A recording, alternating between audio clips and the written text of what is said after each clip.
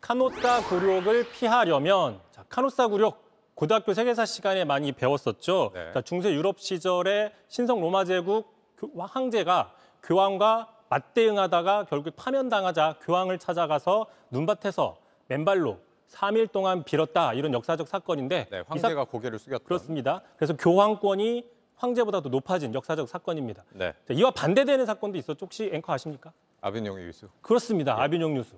카노사 굴욕, 아비뇽 유수 이렇게 쌍으로 외워야 되죠. 세계사 네. 시간에.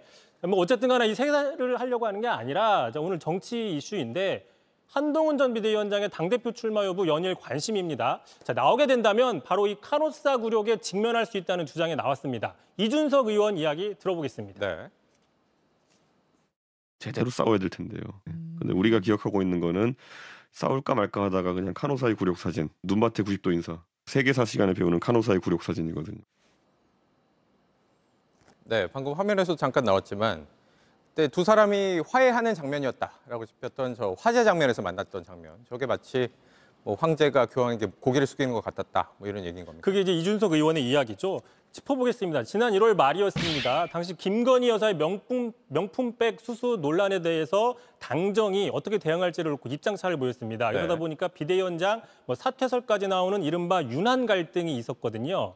이 논란 이틀 후에 한 전 비대위원장이 충남 서천시장의 화재 현장을 방문해서 저렇게 기다리는 모습이 있었습니다. 당시 그 칼바람이 불었거든요. 그래서 영하 6.3도였는데 체감온도 영하 11.1도였습니다. 네. 야외에서 15분 동안 기다려서 윤 대통령을 만나서 이렇게 90도 허리 인사를 하면서 극적으로 봉합이 됐습니다. 네. 이준석 의원 이야기는 바로 이런 장면이 되풀이될 것이다, 이런 전망을 하는 겁니다. 네, 그렇군요. 이 한 전 위원장이 결국에는 전당대회에 나오더라도 과연 대통령과 차별할 수 있겠느냐, 뭐 이런 지적이겠네요. 바로 그런 점인데요. 이준석 의원 카노사 굴욕에 대한 비유 이번이 처음이 아닙니다. 지난 총선 당시에도 제2차 서천판 카노사 굴욕 연출이 될 수 있다라고 계속해서 지적을 해왔는데, 그런데 오늘 눈에 띄는 여론조사가 하나 나왔어요. 저희가 가져와 봤는데, 일반 여론조사에서는 한동훈 당대표 출마에 대해서 찬성과 반대가 왼쪽입니다. 오차범위 안에서 비슷합니다. 팽팽한데, 대통령의 국정평가를 긍정하는 지지층에서는 오른쪽에 보시면 찬성이 압도적으로 많습니다. 네. 어떻게 해석을 해야 되냐?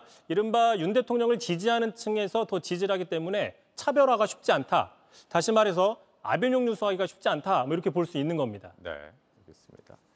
이 한동훈 전 위원장 본인은 아직까지 가타부타 말이 없잖아요. 지금 나올지 말지는 전당대회에. 그래서 이제 어떻게 될지는 좀 더 두고 봐야 될 것 같은데, 말 나온 김에 역사 반복된다고 하지 않습니까? 네. 지난 대선 당시에도 윤석열 당시 후보의 카노사 굴욕 이슈가 화제가 된 적이 있습니다.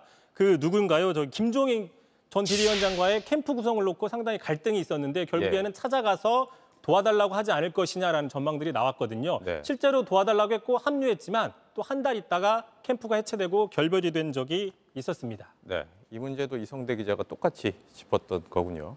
반복되네요. 예. 네. JTBC 뉴스를 시청해 주신 여러분 고맙습니다. 저희는 저녁 6시 50분 뉴스룸에서 뵙겠습니다.